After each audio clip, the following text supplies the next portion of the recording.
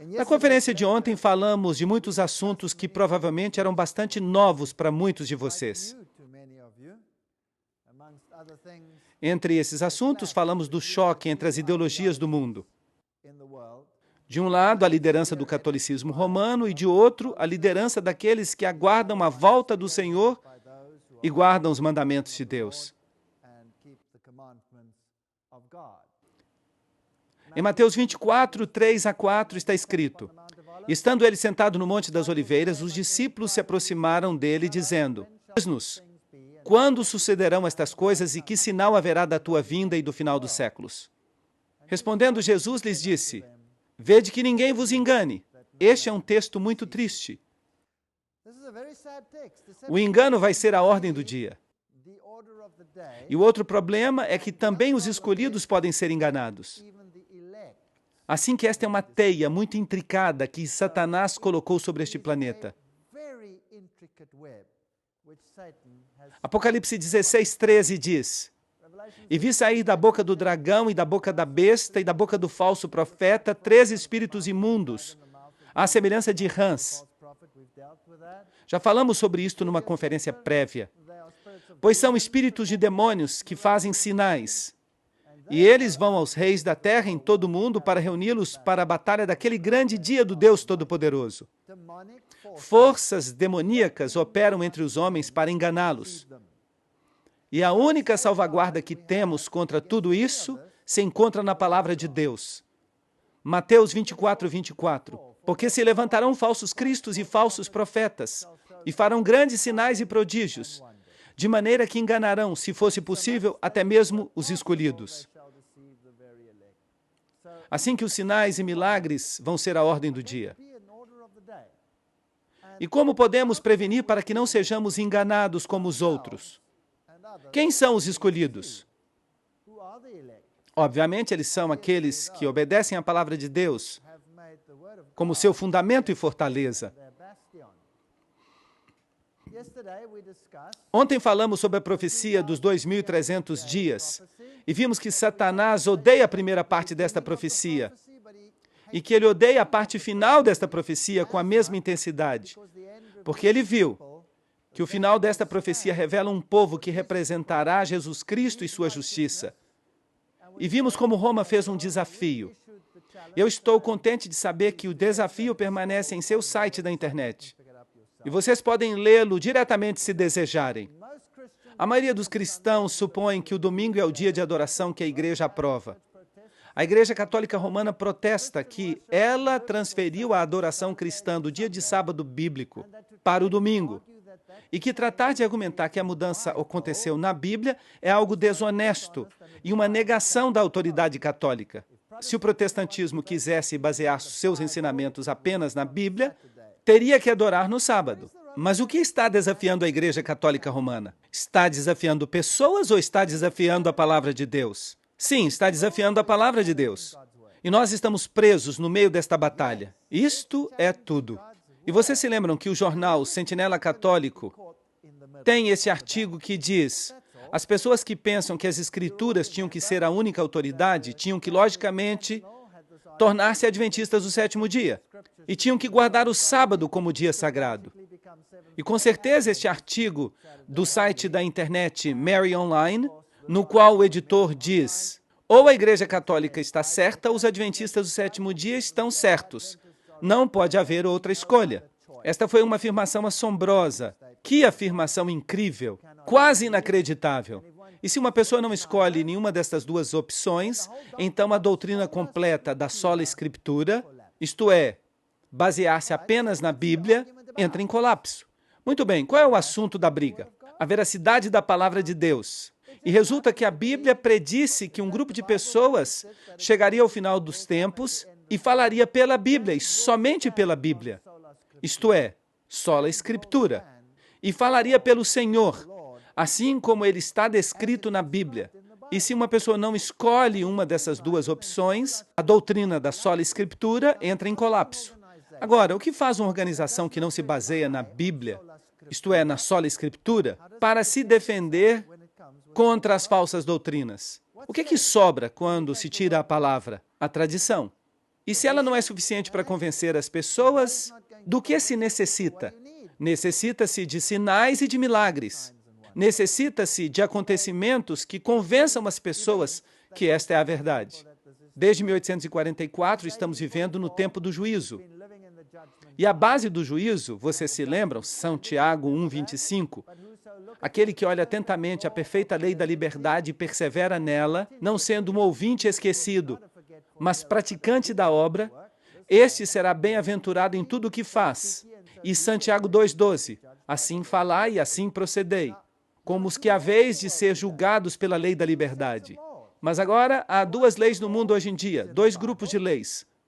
Um grupo de leis se encontra na Bíblia e o outro grupo de leis se encontra onde? Quem fez esse outro grupo de leis? O catolicismo romano.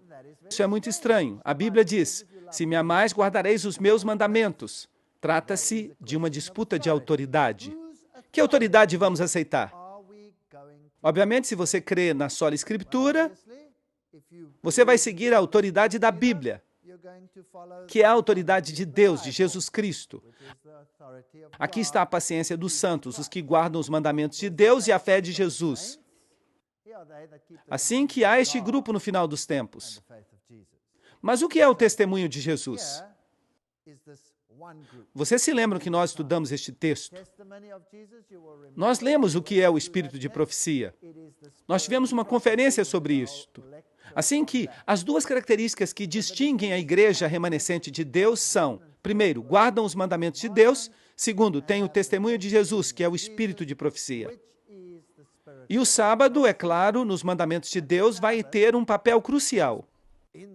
Eu lhes dei os meus sábados para que servissem de sinal entre mim e eles, para que soubessem que eu sou o Senhor que os santifica. Assim que é preciso tomar uma decisão. E depois lemos Apocalipse 14:9.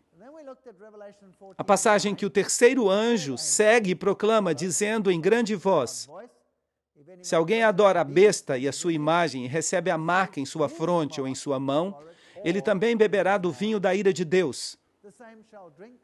E se uma pessoa começa a pensar como ele, a crer nele ou a simplesmente obedecê-lo, então essa pessoa o está adorando. E depois esta ira da qual falamos vai ser derramada. Assim que o vinho da ira de Deus será derramado. E haverá uma terrível consequência por causa desta ação. Mas nós já falamos de tudo isto. Assim que eu estou dando apenas um breve resumo, antes de preparar um marco para estas duas organizações, estas duas ideologias que entram em conflito. O Papa tem o poder de mudar tempos, anular leis e dispensar todas estas coisas, ainda que sejam os preceitos de Cristo. Esta é uma de suas epístolas decretais. E, obviamente, se uma pessoa crê somente na Bíblia, na sola Escritura, essa pessoa dirá que isto é presunção, que não é bíblico. Mas, é claro, a Igreja Católica alega que a mudança foi feita por seu intermédio e que este fato é uma marca de seu poder eclesiástico e autoridade em assuntos religiosos. Assim que dizem, fomos nós que mudamos. O domingo é nossa marca de autoridade. O conflito entre o sábado e o domingo é o ponto em questão. E como já falamos, é o assunto do dia que coloca em dúvida a autoridade de Deus. Ou é a Bíblia somente, sola Escritura, ou as palavras de outro sistema, isto é, o catolicismo. A igreja é superior à Bíblia, dizem eles, assim que o ataque é contra Deus e contra a sua palavra. E não temos que ver este ataque como um ataque pessoal. E a quem o diabo odeia mais do que todos no universo? A Cristo. Este é um ataque contra Jesus Cristo e contra ninguém mais. É um ataque violento e total contra ele. E esta transferência da observância do sábado é a prova disto. Assim que vamos dar uma olhada na definição de verdade. A lei é a verdade. Salmo 119, 142. Tua justiça é justiça eterna e tua lei é a verdade. Ok, Salmo 119, 151. Tu estás próximo, ó Senhor, e todos os teus mandamentos são verdade. E a palavra é verdade. João 17, 17. Santificai-os na tua verdade, a tua palavra é a verdade. E aqui vem a outra definição. E depois, Jesus é a verdade. João 14:6. Jesus lhe disse, eu sou o caminho, a verdade e a vida. Ninguém vem ao Pai senão por mim. Esta é a doutrina bíblica. E não podemos fazer algo para comprometê-la. Se a pessoa crê somente na sola Escritura, na Bíblia apenas, não pode deixar que isto seja comprometido.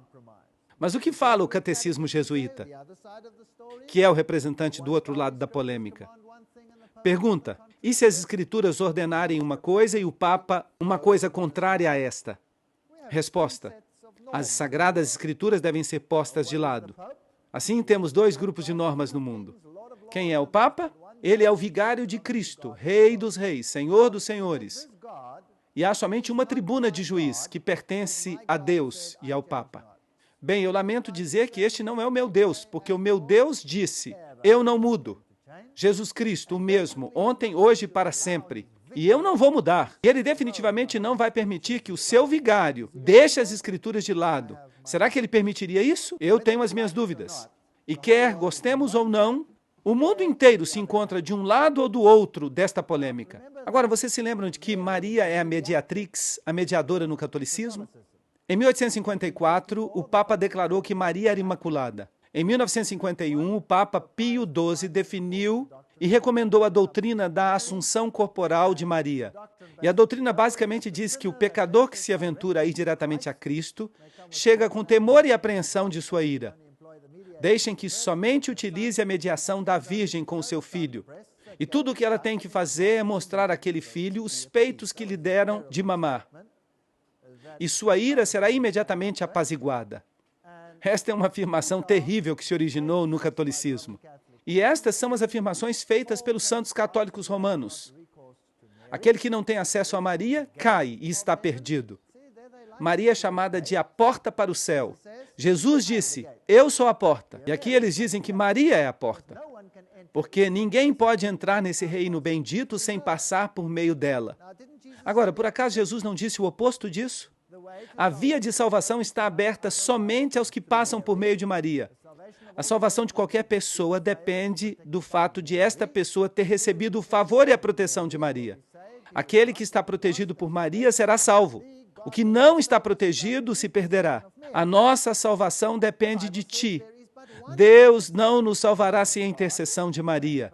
Mas a Bíblia diz que só há um intercessor entre Deus e o homem, Jesus Cristo, homem. Isso não está correto? Assim que as duas ideologias não estão de acordo. E estão colocando Jesus de lado no mundo.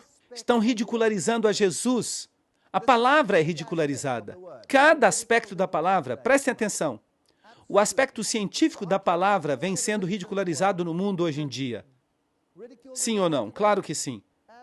A evidência arqueológica da palavra está sendo ridicularizada no mundo hoje em dia? Claro que sim. E os aspectos históricos da palavra estão sendo ridicularizados? Sim.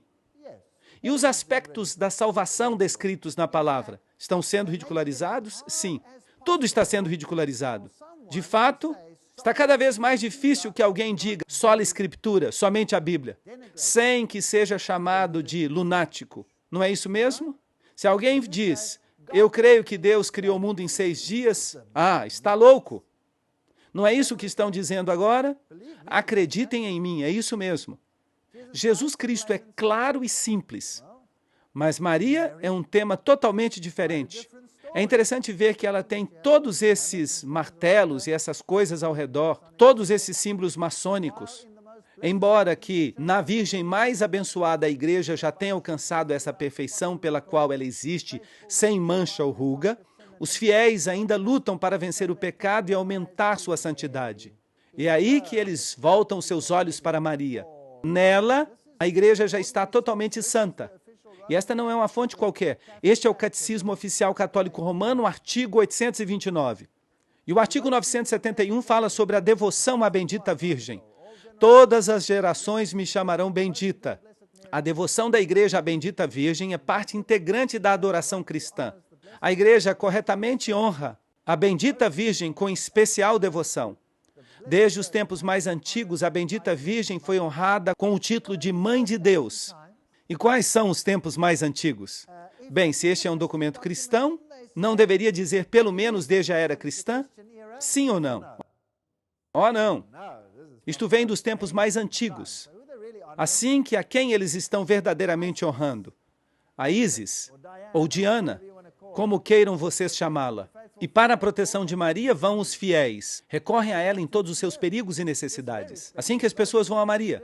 Esta devoção muito especial se diferencia da maneira essencial da adoração que se dá à palavra encarnada e igualmente ao Pai e ao Espírito Santo. E alimenta grandemente esta adoração. As festas litúrgicas dedicadas à Mãe de Deus e à oração mariana, como o Rosário, que é a essência de todo o Evangelho, expressam esta devoção à Virgem Maria. E eu não reescrevi isso. Eu escaneei do catecismo. É exatamente o que o catecismo diz. Entretanto, a Mãe de Deus, em glória, na glória que ela possui, no corpo e na alma, no céu, é a imagem e o começo da igreja. Eu creia que a igreja era o corpo de Cristo. Não é isso que a Bíblia diz? A igreja, como será aperfeiçoada no mundo vindouro, da mesma maneira ela resplandece na terra, até o dia em que o Senhor regressará. Um sinal de uma esperança certa e ânimo para o povo do Deus peregrino. Há duas esperanças. Assim que o Papa oficialmente honra Maria neste assunto. Os protestantes dizem, não adoro Maria, mas o que fazem eles? Eles obedecem o decreto papal. Assim que, a quem estão eles de fato obedecendo? A Jesus Cristo ou a sua divindade? Por todas as partes do mundo se erigem estátuas gigantescas de Maria.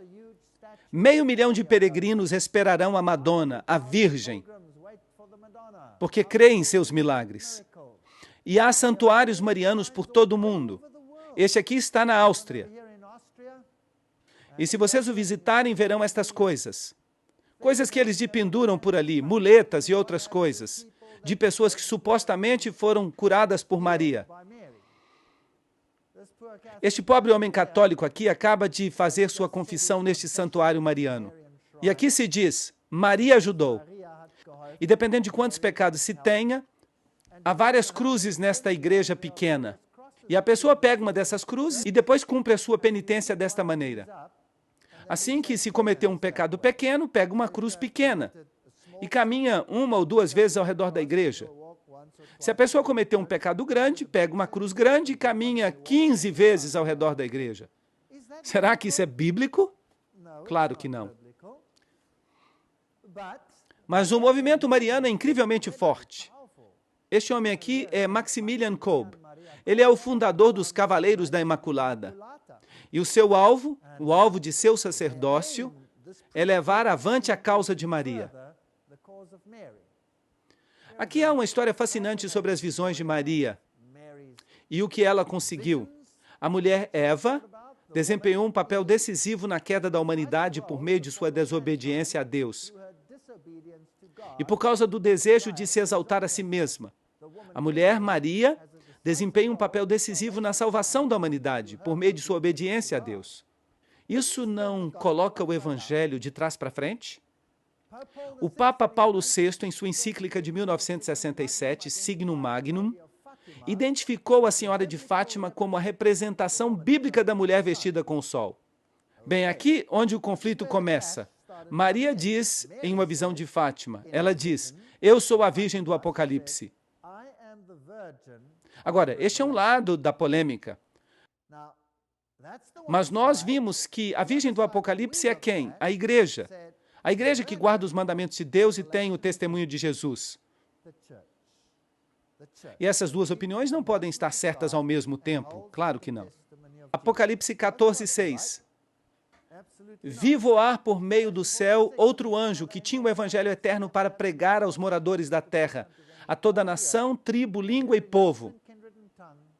Vai haver um povo que representará Jesus Cristo, dizendo em grande voz, temei a Deus e dai-lhe glória, masculino, porque a hora do seu juízo chegou. E adorai aquele que fez os céus e a terra, o mar e as fontes das águas. Assim que esta organização diz, Deus é o Criador. A Igreja Católica diz, o Gênesis é sem sentido. E é oficial.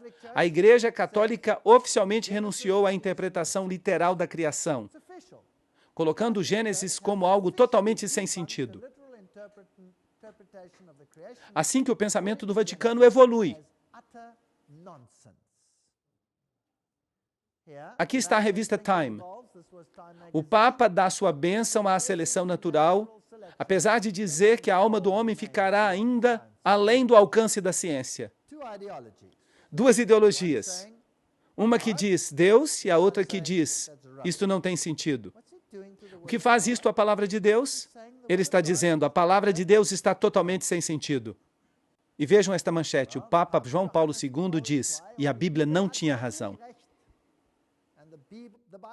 E isso diz o periódico Osservatore Romano, que é o porta-voz oficial da Igreja Católica Romana. Ele diz que o darwinismo está correto e que a Bíblia não tem razão. Aqui, no jornal Elm Street Journal, eles têm uma entrevista com um jesuíta chamado Consul Magno, que gosta de dizer que o criacionismo é uma heresia protestante do século XIX. Isso não é interessante? Os pais da igreja eram suficientemente sábios para não interpretar a Bíblia dessa maneira. Os jesuítas adquiriram seu primeiro telescópio depois que Galileu publicou suas descobertas extraordinárias de que Júpiter tinha 4 luas. Assim que a Igreja Católica Romana não crê nessas coisas. E então lhe perguntaram, mas vocês não são criacionistas? Não, esta é uma heresia protestante do século XIX. Agora, eu quero que vocês reflitam sobre isto.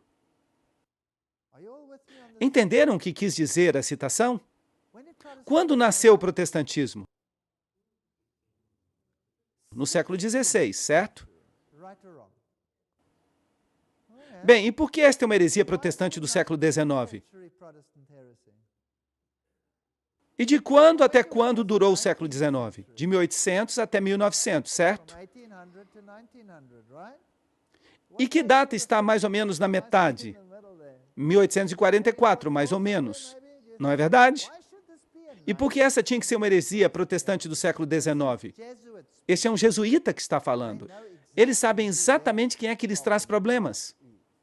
E isso é interessante, o protestantismo. Bem, aqui vocês têm uma igreja protestante, esta é uma igreja calvinista, e há um bonito símbolo do sol aqui. E ali um símbolo do sol sobre a janela.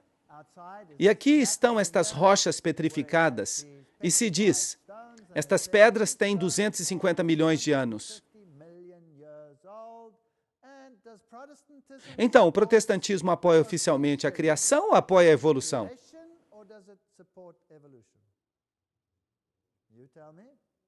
Digam vocês, apoia a evolução.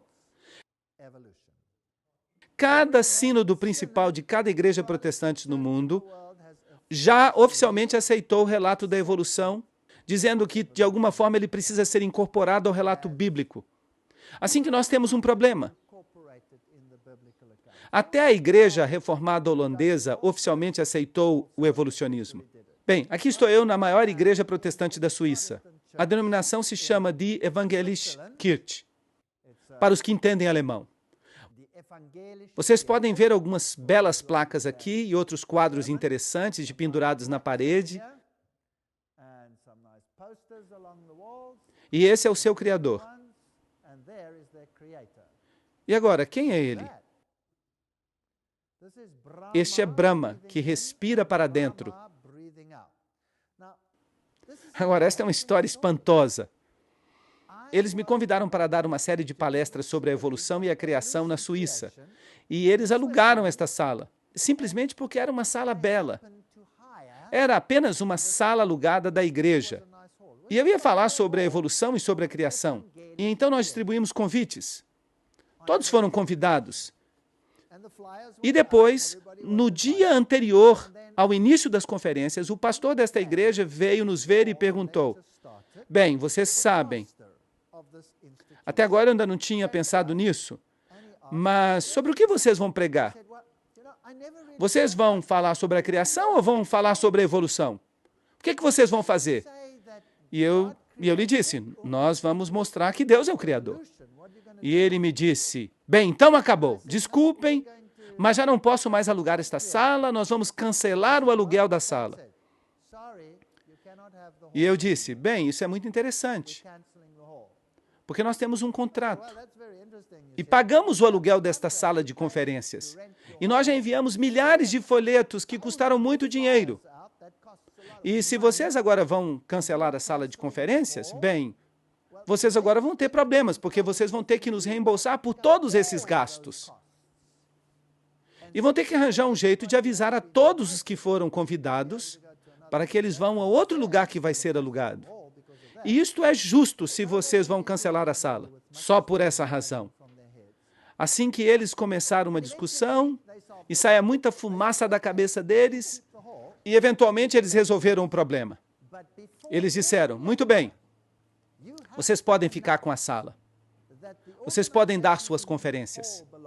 Mas antes de cada conferência, vocês têm que anunciar que a organização a qual esta sala pertence, a Evangeliskirche, oficialmente não acredita no relato da criação. Assim que eu falei, com muito prazer. E antes de cada conferência eu dizia, eu quero lhes avisar que a organização, a Evangeliskirche, oficialmente não acredita no relato do criacionismo. Depois de todas as conferências, as pessoas disseram, mas por quê? E eu lhes dizia, bem, vocês vão ter que perguntar a eles, porque aqui está o seu Criador, o Brahma que respira para dentro e o Brahma que respira para fora. Nós já falamos sobre as doutrinas não bíblicas de Roma, o batismo de crianças, a aspersão, o estado dos mortos e a imortalidade, as orações pelos mortos, a oração repetitiva, o perdão dos pecados, o inferno, um lugar ou estado no qual os demônios e os seres humanos que morrem em inimizade contra Deus sofrem tormento eterno. Dicionário Católico, página 395. Por causa desta declaração, eu era ateu. Teremos que considerar isto numa próxima conferência. E continuando as doutrinas não bíblicas, as indulgências, o fato de que uma pessoa pode comprar o perdão dos pecados, a missa, a omissão do cálice no concílio de Constança, a adoração no domingo, o índex de livros proibidos pelo Papa Paulo VI em 1599. Por isso, o arcebispo Adolfo, em 1468, destruiu os estabelecimentos com as prensas de Gutenberg e Schoeffer. Assim que livros ainda estão proibidos? O Textus Receptus, o texto básico do qual foi traduzido o Novo Testamento, ainda é um livro proibido, porque exigem que se aceitem as versões deles. O preterismo, que é uma doutrina jesuíta que diz que o anticristo está no passado, que ele era um rei grego pequeno e insignificante. O futurismo, que diz que o anticristo virá no futuro. A alta crítica, que rejeita a Bíblia. Estas são todas doutrinas católicas romanas e elas todas se originaram de Roma. A doutrina de Maria Imaculada, em 1854, da Assunção de Maria, em 1951, e todas essas afirmações terríveis que acompanham esta doutrina. Lucas 11, 27 e 28 diz, enquanto ele dizia estas coisas, uma mulher dentre a multidão levantou a sua voz e disse, bendito o ventre que te gerou e os seios que te amamentaram. Eles falaram isto a Jesus e ele disse, antes disso, bem-aventurados os que ouvem a palavra de Deus e aguardam. Por que a repreendeu Jesus? Porque aquilo que ela dizia era uma fábula babilônica. Era isso que ela estava dizendo. E Jesus disse, não, a palavra de Deus, a obediência, este é o critério, e não um mito celestial. Os sacerdotes pagãos de Cibele, eles tinham celibato, e lhes rapavam a cabeça, cortavam o cabelo ao redor do centro da cabeça, como se fazem hoje aos monges. E a comissão que eles recebiam era o poder de sacrificar para os vivos e os mortos. Será que alguém pode sacrificar a eles? Hebreus 10, 14 diz, porque com uma só oferenda aperfeiçoou para sempre os santificados. De modo que não há nenhuma doutrina bíblica sequer em toda a sua teologia. E como eles resolvem este problema? Vejam o que diz o teólogo Karl Rahner. Ele é atualmente o líder da Congregação para a Doutrina da Fé. Isso significa que ele é o cabeça da Inquisição neste momento. E ele diz que nós somos movidos de maneira mais rápida e eficaz por essas intervenções divinas, que nós chamamos de aparições, do que pelos ensinamentos abstratos dos teólogos informados ou do que pela hierarquia da igreja. Incrível, fascinante. Então, o que é que nos move? As aparições, elas nos guiam. E os ensinos dos teólogos? Esqueçamo-nos deles. Assim que se a pessoa não tem a Bíblia, ou se a Bíblia foi corrompida, bem, isso é tudo o que sobra. Isso é tudo o que sobra. É assim que ocorreram aparições marianas assombrosas no mundo. Estas são as aparições marianas que foram aprovadas pela Igreja Católica. Nossa Senhora de Guadalupe, em 1531, aprovada. Nossa Senhora de Guadalupe significa aquela que pisa na serpente. Isso não é interessante? Quem é que pisa na serpente? Jesus pisa na serpente. E depois esta aqui que é fascinante, porque a data é tão interessante, 1846. Vocês sabem que eu me entusiasmo um pouco com estas datas. Em La Salette, na França, foi aprovada pela igreja, e ela disse, Lúcifer foi solto no ano de 1864. Isso é interessante. Na verdade, ela disse que ele seria solto naquela data. Mais ou menos é o que ela disse. Lourdes, na França, em 1858, aprovada. Eu sou a Imaculada Conceição. Esta é uma mentira descarada. O único que foi sem pecado foi Jesus, ninguém mais. A Bíblia diz que ela era uma mulher debaixo da lei. Isso significa que ela estava debaixo da mesma condenação da lei, como qualquer outra pessoa. Ela era pecadora, mas o seu filho não era. E depois temos a Pommern, na França, 1871, que também foi aprovada. Fátima, Portugal, em 1917, também foi aprovada. E ali Maria se chamou a si mesma de Rainha do Rosário. E estas três crianças, Lúcia, Francisco e Jacinta, Lúcia viveu para ver o cumprimento de todas as suas mensagens, como já uma senhora muito velha. E depois a aparição na Bélgica, de 1932 a 1933, aprovada. Eu sou a Mãe de Deus, a Rainha do Céu, orem sempre. E ali temos o restabelecimento da deusa Ísis. E depois temos Garabandal, na Espanha, em 1961. Akita, no Japão, em 1973, todas aprovadas pelo bispo local. E Medjugorje, na ex-Iugoslávia, em 1981. E até esta data, ela é a Rainha da Paz. Agora, estes são fenômenos interessantes. O livro O Trovão da Justiça, dos autores Ted e Maureen Flynn, diz: Fátima foi a aparição mais importante na primeira parte do século XX. E a aparição de Medjugorje está satisfazendo as necessidades espirituais desta geração. Interessante. Na última parte deste século, Sua Eminência, o cardeal Joseph Ratzinger, e vocês, a estas alturas, já sabem quem ele é. Ele falou no relatório de Ratzinger que um dos sinais de nossos tempos é que os anúncios das aparições marianas estão se multiplicando ao redor do mundo. Assim que, se a pessoa não tem a Bíblia, é melhor que tenha outra coisa. E em 1950, o famoso arcebispo católico Fulton Sheen escreveu: Nós estamos vivendo nos dias do Apocalipse, os últimos dias da nossa era. As duas grandes forças do corpo místico de Cristo e do corpo místico do anticristo estão começando a formar as linhas de guerra para a batalha catastrófica. Agora, nós vimos esta batalha ontem, do nosso ponto de vista, do ponto de vista bíblico. Agora vamos considerar tudo isto do ponto de vista de quem? Do ponto de vista deles, dos católicos. Isto me parece justo. Porque a pessoa tem que escolher, certo? E nós temos livre-arbítrio, certo? E nós vimos que há um relato bíblico do que vai suceder.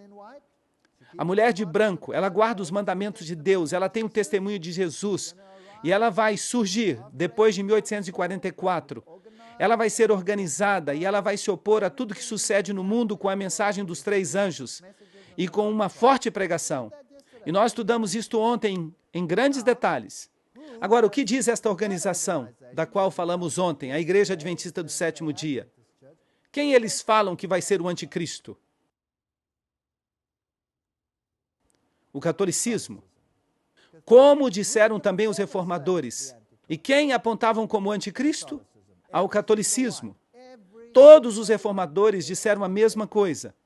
Por quê? Porque o catolicismo mudou a palavra de Deus. Agora, quem vocês acham que os católicos pensam que é o anticristo? Obviamente é outra pessoa. Estão começando a formar suas linhas de guerra para a batalha catastrófica. Aqui vem uma batalha. Mas esta batalha é uma na qual nós estamos presos no meio. Em realidade, é uma batalha contra Jesus e sua palavra. E se eu vejo isto, eu fico em paz, porque eu não tenho nada do que me preocupar. Agora lhes estou anunciando que este é o tempo da batalha decisiva. Foi isso que Maria disse. Nós dizemos, a Bíblia nos ensina por meio dos sinais que temos discutido que estamos chegando ao fim. Estamos chegando à linha de batalha. Mas Maria diz, bem, a suposta Maria, diz exatamente a mesma coisa. Eu lhes estou anunciando que este é o tempo da batalha decisiva. E o Papa Leão teve uma visão de uma confrontação entre Deus e Satanás. E o Papa Leão compreendeu que Satanás teria 1000 anos para tentar destruir a igreja. Na visão, Satanás escolheu para si 100 anos do século XX. E isto é interessante. Ele está cheio de atividade furiosa, porque ele sabe que o seu tempo é curto. Agora, se vocês sabem alguma coisa sobre o ocultismo, quem dizem eles que Satanás é de fato? Quem dizem os ocultistas que é Satanás? O Senhor, Miguel, Jesus é Satanás.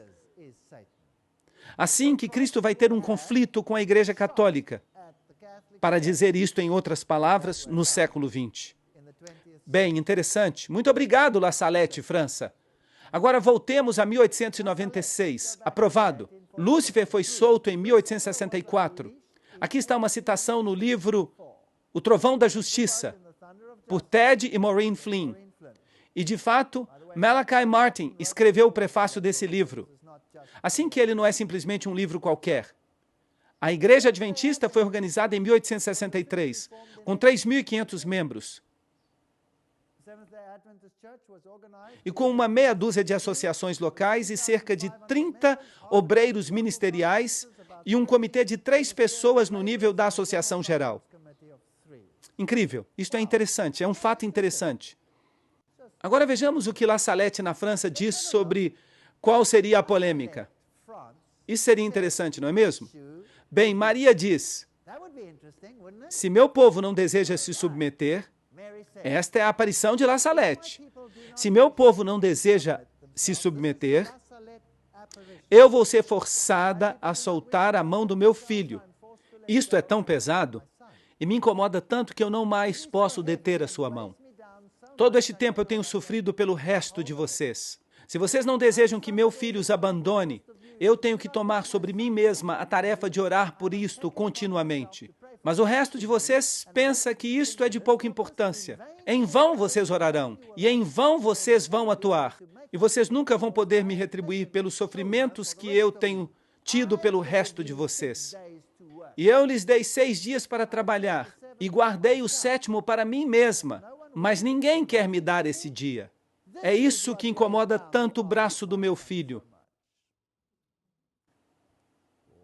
Incrível? Qual é o assunto? O que a aparição de Salette disse que vai ser a polêmica? O sábado. Mas agora, que sábado? Se vocês estão do lado dos adventistas do 7º dia, qual é o sábado? O 7º dia seria o sábado, segundo a Bíblia. Mas, se vocês estão do outro lado, o suposto lado de Maria, que dia você pregaria então? Obviamente o domingo. Agora, não é interessante que La Salette diz que Satanás foi solto agora e que o assunto é o sábado? O que vocês pensam sobre isto? Será que é pura coincidência? O Papa Pio IX, em sua carta encíclica de 15 de agosto de 1854, disse: as doutrinas ou extravagâncias absurdas e errôneas em favor da liberdade de consciência são um dos erros mais pestilentos. Uma das pestes que mais se deve temer no Estado. O mesmo Papa, em sua encíclica de 8 de dezembro de 1863, amaldiçoou aqueles que defendem a liberdade de consciência e de culto, como também a todos quantos asseveram que a Igreja não pode empregar a força. Bem, quem começou a fazer isso de maneira pública nesta data? Quando foi constituída a Igreja Adventista do Sétimo Dia? 1864. E como consequência de suas ações, estas cartas encíclicas começaram a ser escritas, sobre as quais nós falamos ontem. Os visionários católicos e suas previsões. Este é um tópico que necessitamos analisar em detalhes. Assim que agora estabelecemos o marco. As linhas de batalha foram formadas. 2 grupos foram formados. Um grupo que tem por base os mandamentos de Deus e a palavra de Deus e a centralidade de Jesus Cristo. E o outro grupo que tem por base os sinais, as maravilhas, os milagres, os mandamentos da Igreja e as aparições como apoio, porque não existe apoio bíblico para eles. E nós teremos que fazer a nossa escolha.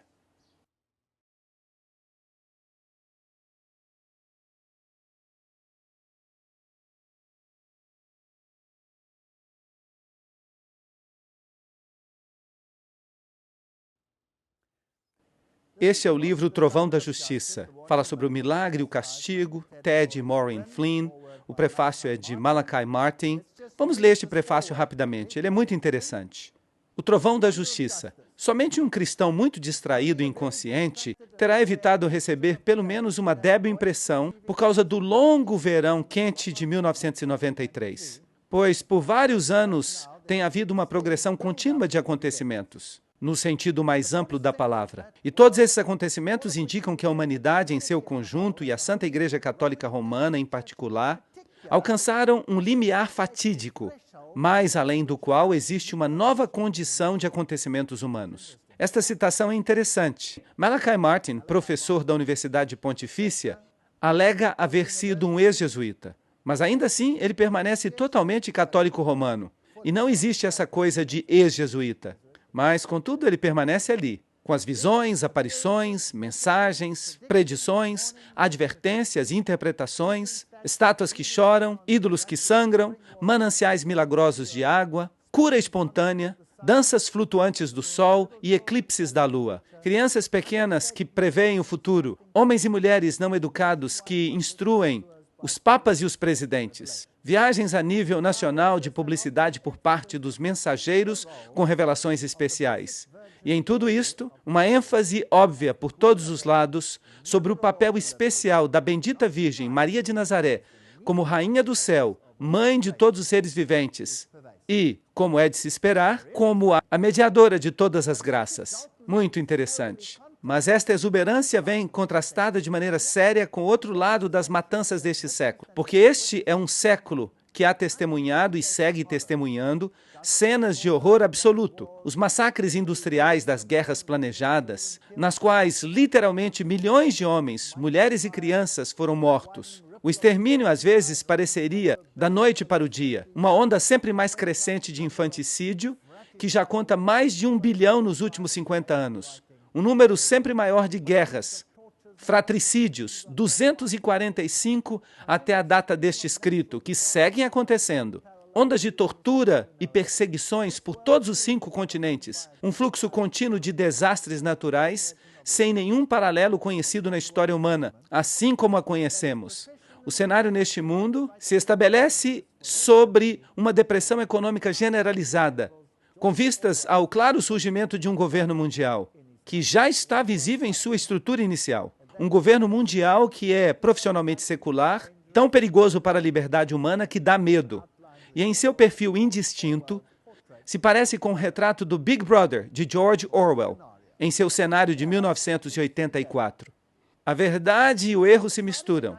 Assim que, começando em 1973, um certo padre Gobi começou a escrever discursos interiores, isto é, mensagens ditadas. Mas Deus não trabalha assim. Ele impressiona com o Espírito e os profetas escreveram com suas próprias palavras. Mas esses ditados contam mais de 600 e foram publicados no livro Os Sacerdotes, os Filhos da Nossa Amada Senhora. E basicamente a mensagem diz: sejam fiéis ao Papa, obediência total às suas ordens. Estejam prontos para lutar até o ponto de derramar sangue para se manterem unidos a ele e fiéis ao Evangelho. Será que o Padre Gobbi foi reconhecido pelo Papa?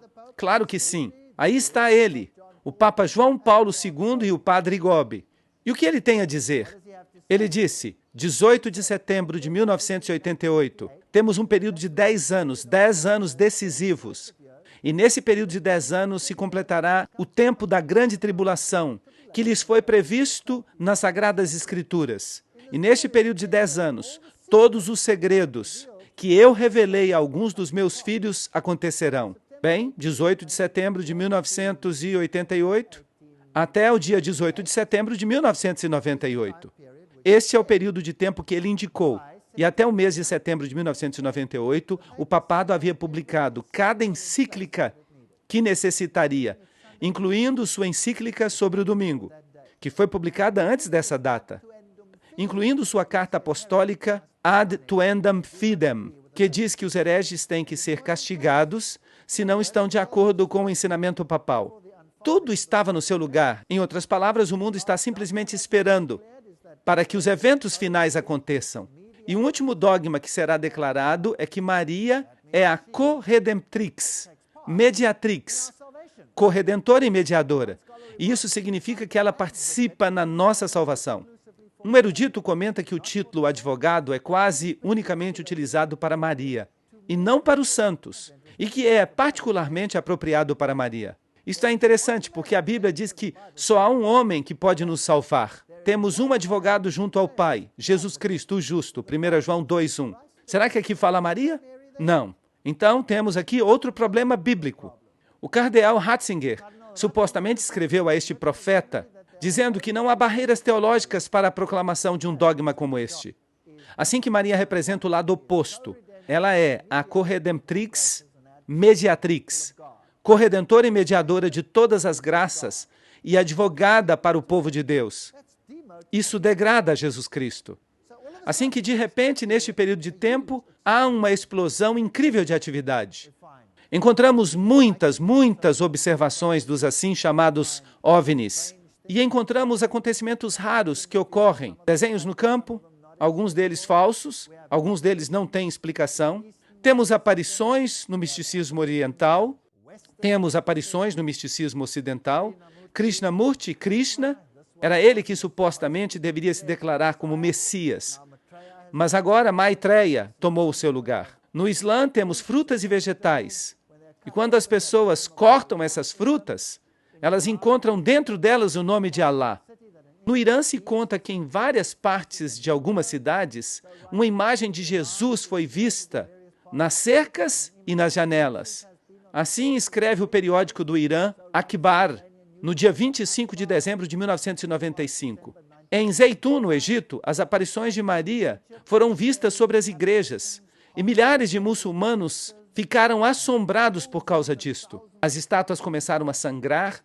O padre Anastácio, um grego ortodoxo, foi um dos primeiros a ver isso. E depois esta senhora aqui, Amida, uma muçulmana, ela viu as lágrimas que corriam pelas estátuas e ela disse, era belíssimo, era belíssimo. Benjamin Creme começou a difundir suas histórias do Maitreya e depois disso o Maitreya começou a aparecer.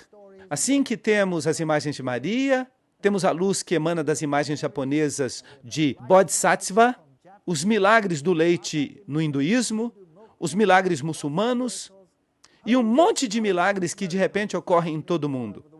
E onde este Maitreya aparece, as águas ficam onduladas. E aqui em Nordenau, na Alemanha, as pessoas estão correndo para pegar água para serem curadas. Cruzes aparecem nas janelas. Cruzes que ficam permanentemente. Luzes estranhas apareceram sobre as estátuas de Maitreya nos templos orientais.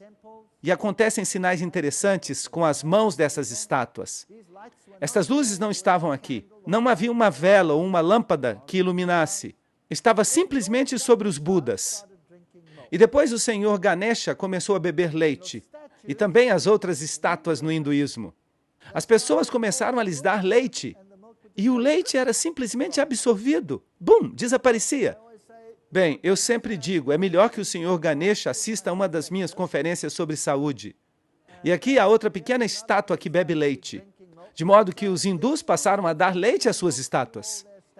E esta criança, Asna, uma criança muçulmana, começou a chorar lágrimas de cristal, verdadeiras, e foi investigada pelos médicos. Houve aparições estranhas nas rochas do misticismo. E aqui em seu continente, nas Américas, bezerros brancos nasceram em 1994 e em 1996, cumprindo as profecias nativas americanas. E quais as chances de que alguma coisa assim aconteça?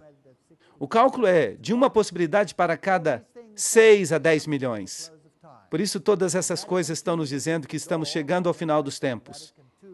O Vaticano II, esta é a porta que comemora o Vaticano II, que havia afirmado que todas as igrejas podem ficar onde estão, desde que elas aceitem a supremacia papal.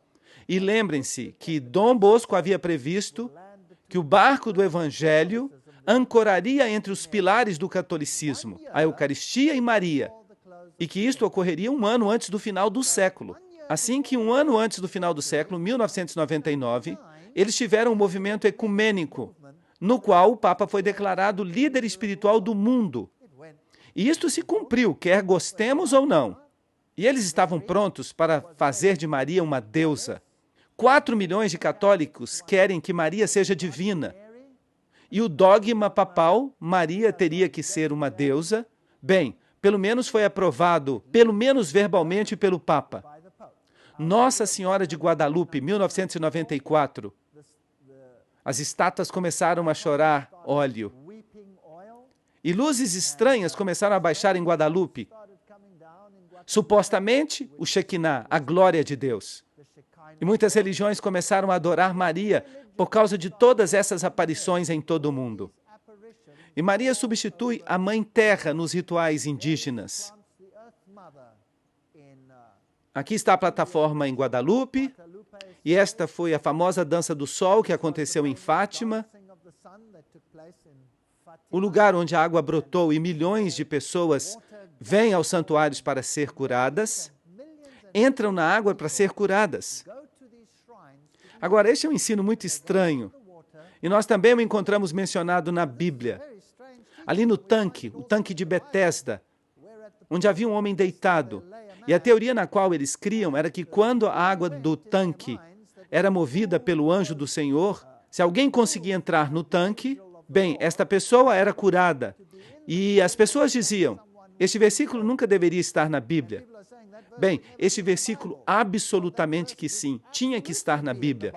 Porque o anjo do Senhor que move as águas, e se alguém por acaso está ali dentro, esta era a maneira como eles pensavam. Esta é uma religião babilônica. Esta é a religião de Babilônia. Mas o anjo do Senhor, em forma humana, estava entre eles, Jesus Cristo.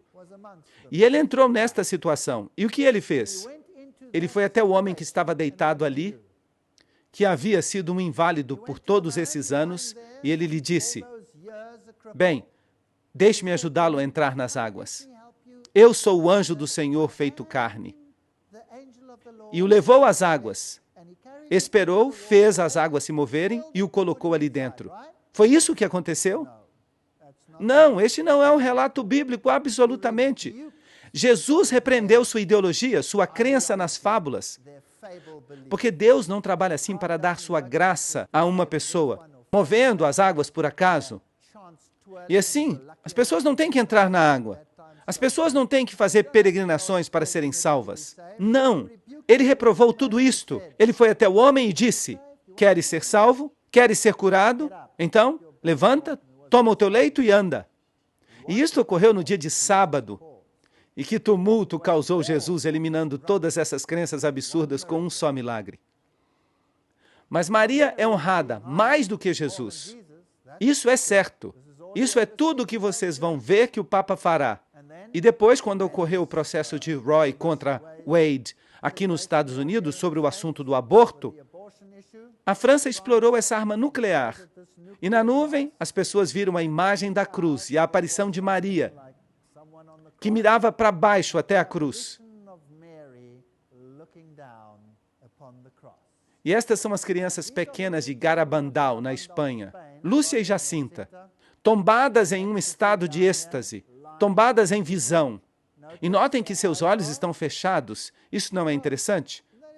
Todo tipo de coisas interessantes. Crianças pequenas em visão. As mensagens advertem que as pessoas da Terra estão se transformando em um mar de libertinagem, confusão moral e espiritualidade profundamente obscura. Se as orientações e conselhos do céu não forem escutados, o Padre Eterno, na Trindade, será deixado sem nenhuma outra alternativa, a não ser forçosamente recordar à humanidade suas obrigações por meio do castigo. Vai acontecer uma grande confusão sobre esta terra. Agora, não é estranho que se permita ao mundo fazer todo o mal que queira? Abortos. E a única voz que se escuta a favor da moralidade é a voz de quem? Qual é a única igreja que, com voz alta, diz: não, não, vocês não podem fazer isso? Roma. Roma. Por isso todo o carinho vai para Roma. As pessoas já não leem a Bíblia.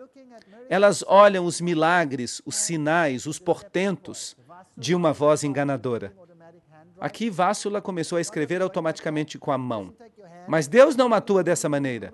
Ele não toma sua mão e dita.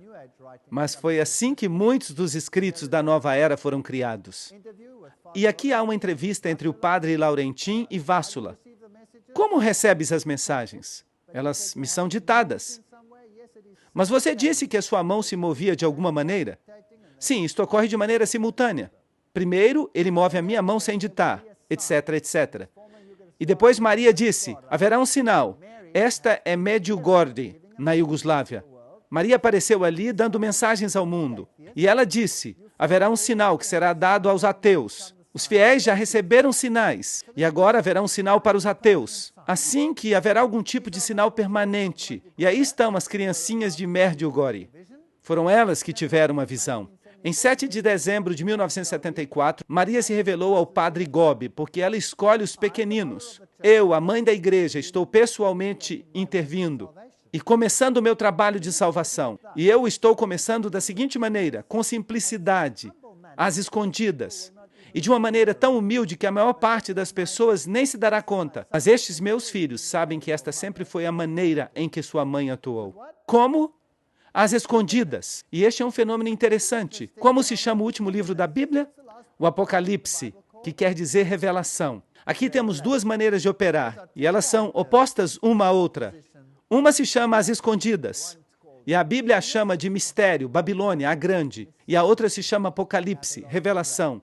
O que Deus quer que você saiba. Fátima, Garabandal, Medjugorje, Argentina. Jesus supostamente disse: vocês precisam aceitar a minha mãe.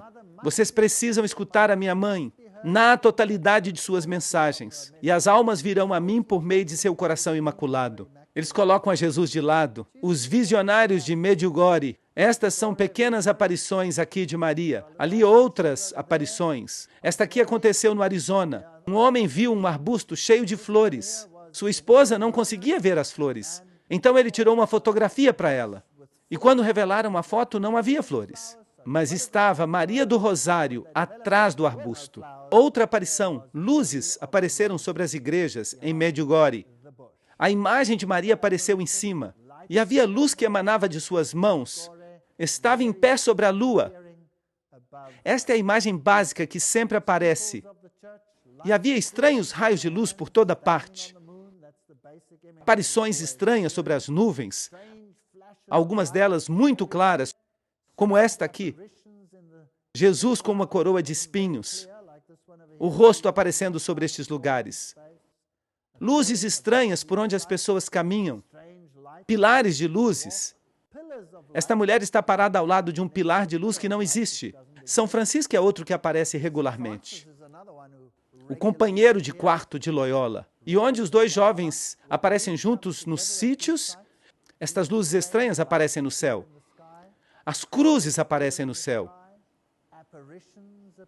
As aparições são vistas, e onde elas aparecem, as rosas florescem no meio do inverno. Coisas muito estranhas. Estas luzes aqui baixam do céu como fogo, que passa através das pessoas. Eu não sei se vocês conseguem ver bem, mas há um casal jovem que está parado aqui e uma luz que passa por eles como uma flecha e passa por uma Bíblia ou algo que eles têm em sua mão. Passa através disso. E depois, quando eles fazem suas reuniões, estas luzes aparecem no céu, de vez em quando, com escritos. Aqui como fogo sobre os que participaram. E aqui temos fogo e luz que descem sobre os delegados e entram neles. Agora, se uma pessoa vê estas coisas, o que imaginaria? Estas são coisas realmente fenomenais que estão ocorrendo. Aqui há visões de escritos no céu e de aparições estranhas por todos os lados, onde os jovens se juntam. Pequenas aparições de Maria. Este aqui é um vulcão que tinha a forma da Virgem e de seu filho. E esta foto foi tirada de um avião. Jesus caminhando nas nuvens. Os anjos da guarda sobre as crianças. Coisas escritas. Jacinta foi uma dessas visionárias. E os escritos apareceram no céu, 1972. Algumas dessas palavras ainda estão sendo interpretadas. Mas eles tiraram fotos assim. Esta, por exemplo, é de um monge da região, em sua roupa de monge, aparentemente subindo uma escada para o céu. Este é um material raro. E aqui há uma escada rolante num centro comercial, que quando estava fechado, uma das câmeras de segurança filmou Maria, que subia a escada rolante. Isto parece até ridículo. Mas fica pior. Fica pior. Aqui está Jesus em um tornado. E depois as estátuas que choram. Sangue, óleo, água. Esta aqui é uma estátua muito interessante. Ela é das Filipinas, no ano 1993. E o seu sangue está escorrendo pelo rosto.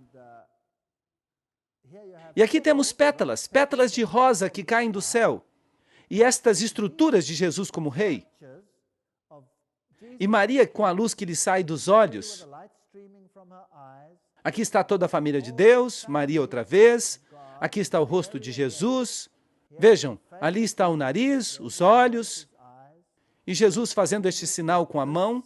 E estas formas crescidas na rosa, não é apenas um desenho que foi feito na rosa. E estas caem do céu nas Filipinas, no dia de Maria, simplesmente caem do céu e são guardadas como tesouros muito preciosos. Aqui temos a cruz e as mulheres ao redor da cruz numa pétala de rosa. Aqui duas mulheres e a cruz, e estas são pétalas de rosa que caem do céu. E são muito convincentes para as pessoas que não têm Bíblia. O Pai vai dar um castigo terrível à humanidade. Fogo vai cair do céu e vai eliminar uma grande parte da humanidade. Será que o diabo está esperando alguma catástrofe gigantesca? Grandes luzes aparecerão. Aqui há mais estátuas que choram, esta aqui com óleo chorando. E em Las Vegas, Nevada, Estados Unidos, 1 hora depois de a vigília de oração da meia-noite ter começado, no dia 12 de dezembro de 1994, miraculosamente, a estátua de Nossa Senhora de Guadalupe começou outra vez a chorar lágrimas reais. E ela chorou de novo na tarde seguinte, às 2 da tarde e às 2:30. E eles deram o nome à estátua de A Virgem de Las Vegas que chora. Esta é uma boa cidade para chorar, não é verdade? Bem, eles sabem como organizar um bom show. Periodicamente, esta estátua começa a chorar. Esta estátua aqui pertence a uma senhora que se chama Julia Kim.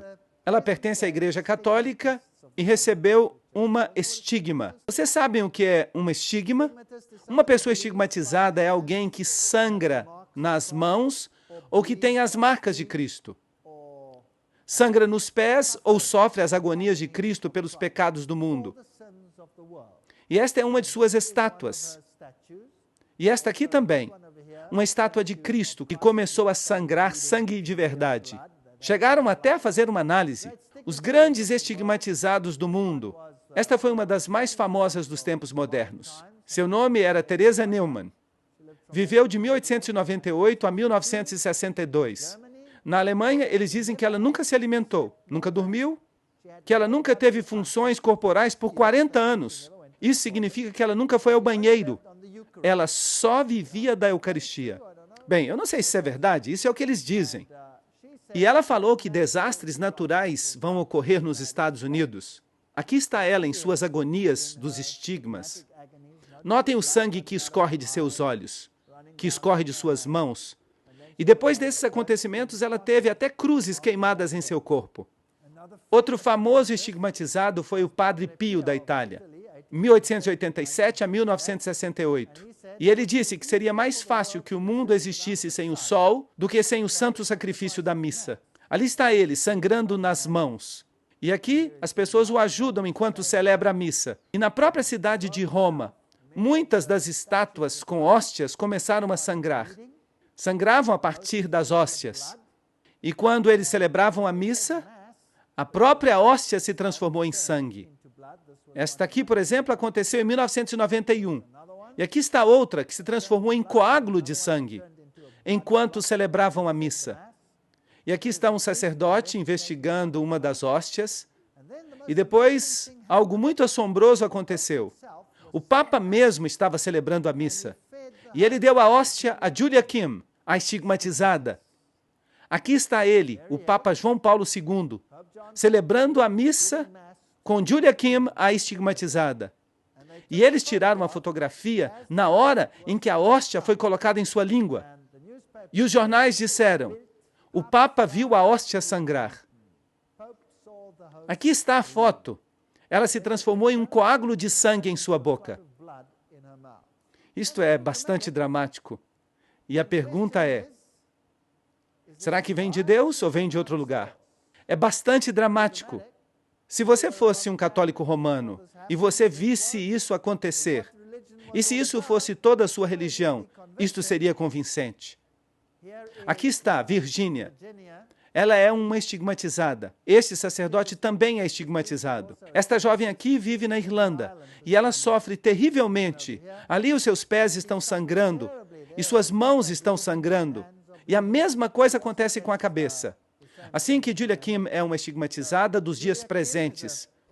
E Christina Gallagher é outra estigmatizada dos nossos dias. E aqui Julia Kim está sendo abençoada pelo Papa. Aqui ela recebe uma medalha da parte do Papa. Ela também tem visões. Visões que falam sobre a Igreja Católica Romana. Aqui está ela com o núncio papal, isto é, o representante do Papa. E aqui ela está com um cardeal nas Filipinas, em 1992. Vejam que não são pessoas de pouca importância no catolicismo romano.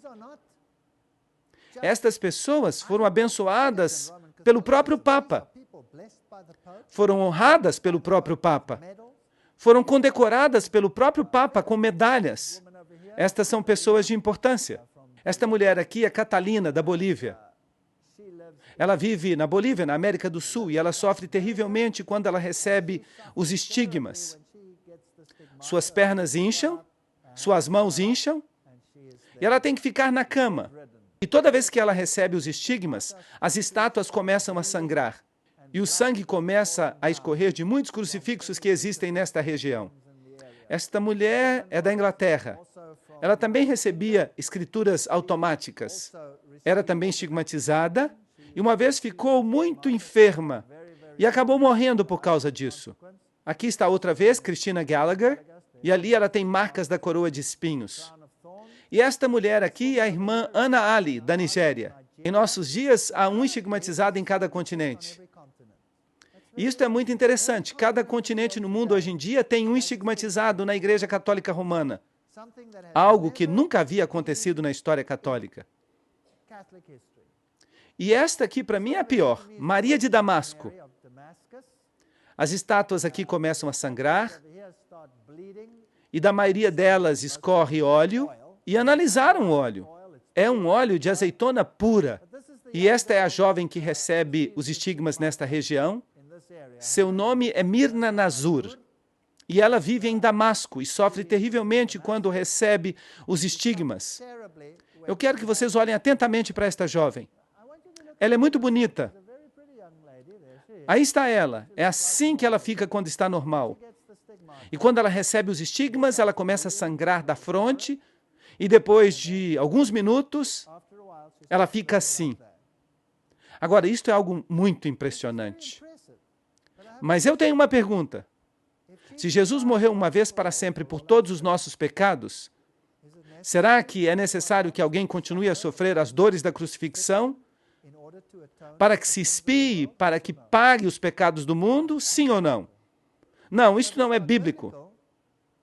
E se não é bíblico, quem está fazendo estas coisas com esta pobre senhorita? Só pode ser Satanás. E eu detesto o que ele faz. Por que será que estas pobres pessoas têm que ser enganadas?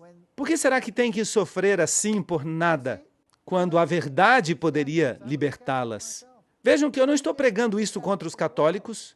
Eu também já fui católico. Eu queria que todos os católicos do mundo escutassem estas conferências. Meu desejo é que todos os católicos do mundo fossem libertados dos sinais e dos portentos e das aparições e das mentiras e das doutrinas enganosas que não conduzem a nada além da morte. Mas por que teriam que ser enganados? Ela sangra dos pés, ela sangra das mãos. Será que isso é justo? Será que é certo? E as estátuas que choram óleo? Estas análises são oficiais. É a forma mais pura de óleo que existe. Nem se consegue extrair de tão puro que é. Esta é outra jovem, está clara. Ela não recebe os estigmas, mas ela passa por grande agonia. E azeite puro escorre do seu pé. É muito difícil explicar isto, não é verdade? Aqui está o óleo que escorre. Ele também foi analisado. Cruzes por todos os lados, pessoas que supostamente foram curadas. Milhões de pessoas que estão fazendo fila para entrar na água. E depois, em 1996, a CNN apresentou uma notícia de que a Virgem Maria havia aparecido na fachada principal de um edifício na Flórida. E era um banco, surpreendentemente. E aqui está ela, um quadro permanente de Maria. E estas são as multidões que a adoram nesta região. E quando isto aconteceu pela primeira vez, os católicos começaram a rezar o rosário. E começaram a falar em línguas. Qualquer um que passasse por aqui começava a falar em línguas. E aqui esta jovem acabou convertida ao catolicismo. E esta forma apareceu em cima, entre essas pessoas. E este é um rosário que apareceu de maneira miraculosa.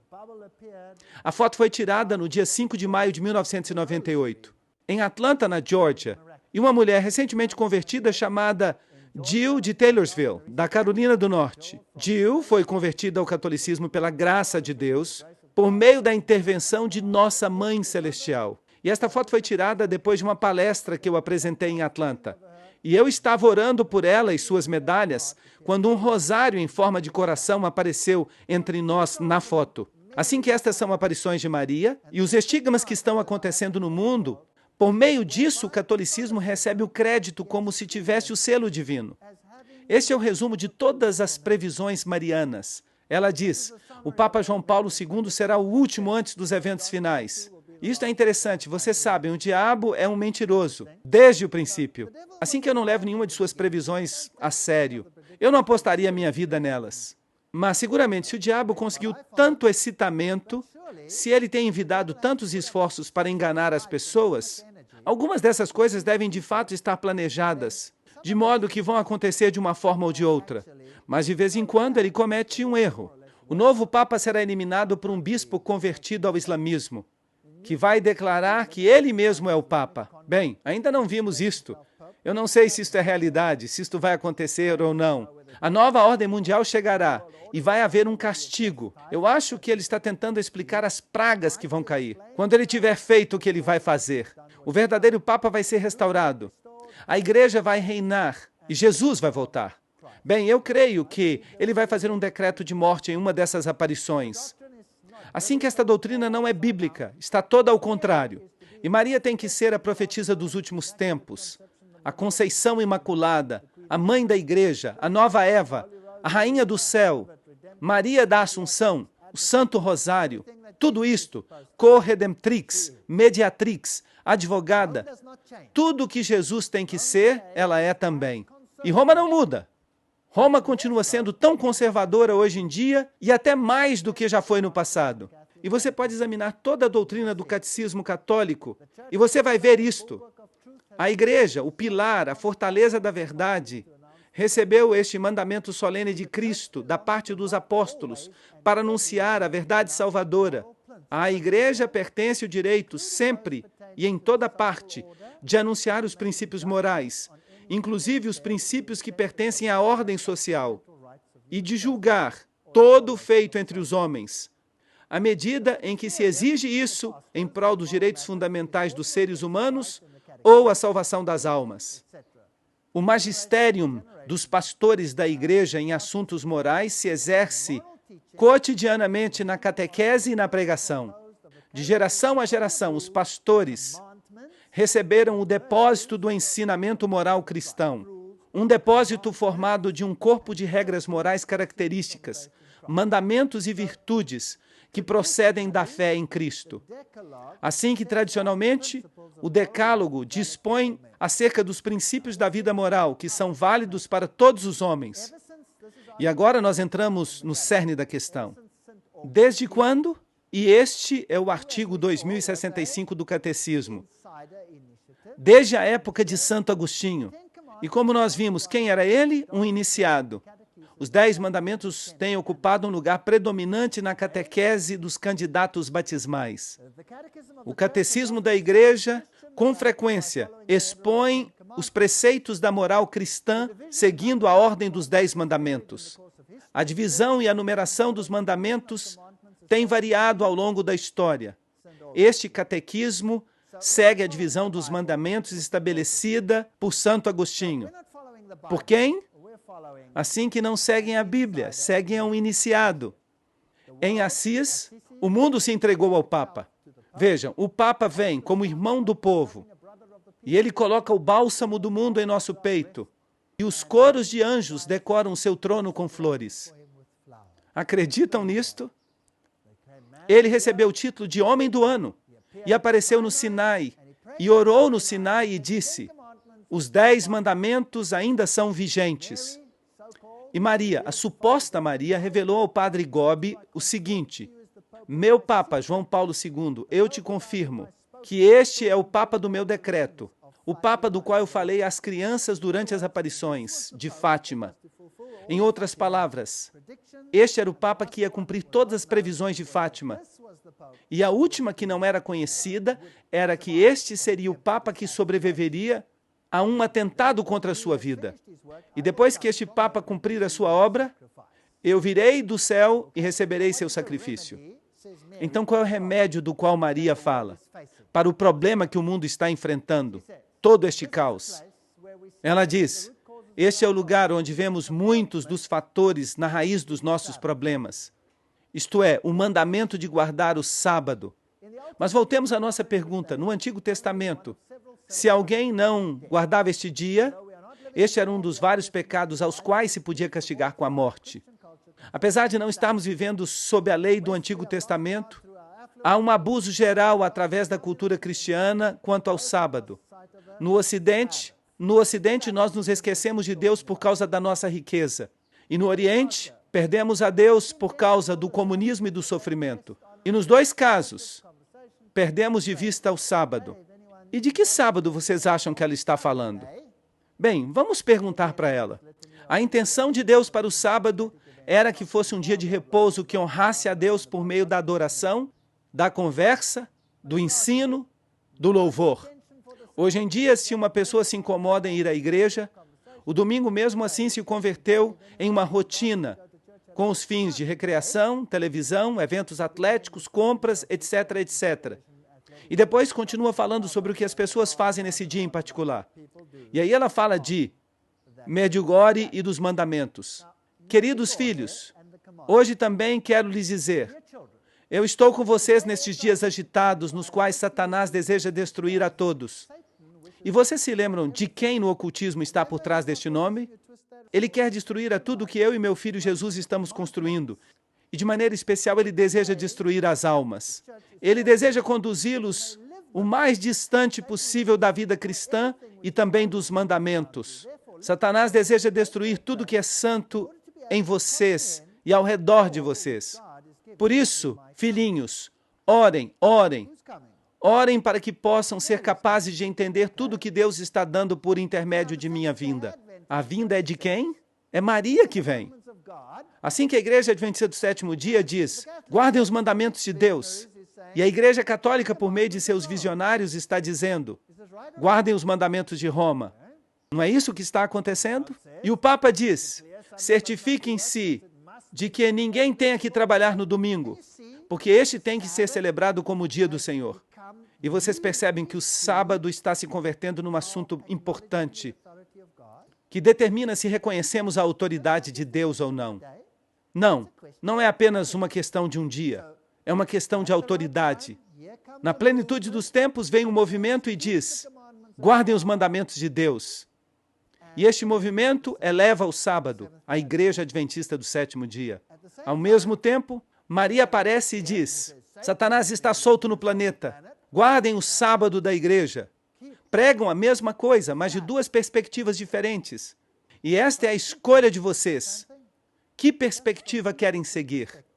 E o único apoio que têm para esta doutrina são os sinais, os portentos, as aparições, as estátuas que sangram e as pessoas que sofrem. Este é o apoio que tem. Do outro lado, o apoio é: assim diz o Senhor. Esta é uma escolha, uma decisão que o mundo tem que tomar. E assim que não é surpreendente que nesta reunião de todas as religiões, da qual nós já falamos, que serão os cristãos fundamentalistas que serão condenados e que serão declarados extremistas, perigosos e cheios de ódio. Aqui está o Papa João Paulo II numa cova mariana, orando em um dos lugares onde ela apareceu. E isto é fascinante. Este é o avião do Papa, da TWA, com esta luz que brilha sobre ele. E Roma diz que é a glória do Shekinah. No dia 30 de julho de 1986, nossa Mãe Bendita explicou outro de seus papéis por meio do Padre Gobi. Este é o momento para que todos tomem refúgio em mim, porque eu sou a arca do Novo Testamento. No tempo de Noé, imediatamente antes do dilúvio, eles, que o Senhor havia destinado a sobreviver a seu terrível castigo, entraram na arca. E agora, em seu próprio tempo, eu estou convidando a todos os meus filhos amados a que entrem na arca do Novo Testamento, que eu construí no meu coração imaculado para vocês, para que sejam auxiliados por mim, a fim de levar a carga sangrenta da grande provação que precede a vinda do dia do Senhor. Não procurem em nenhum outro lugar. Está sucedendo hoje em dia o que sucedeu nos dias do dilúvio. Bem, o outro lado ensina a mesma coisa e diz: há uma arca, uma construção. Deus está chamando um povo que tenha um relacionamento com Ele. Ou você entra nesta arca que guarda os mandamentos de Deus e tem o testemunho de Jesus, ou você entra na outra arca. Qual delas pertence a Deus? Em João 14:6 está escrito: Jesus lhe disse: eu sou o caminho, a verdade e a vida. Ninguém vem ao Pai senão por mim. E em Josué 24:15 está escrito: escolhei hoje a quem sirvais. Se aos deuses a quem serviram os vossos pais quando estiveram do outro lado do rio, os deuses dos amorreus em cuja terra habitais, mas eu e minha casa serviremos o Senhor. Assim que esta é a decisão que temos que tomar. Duas arcas. Qual vamos escolher? A escolha é sua. Muito obrigado. Thank you.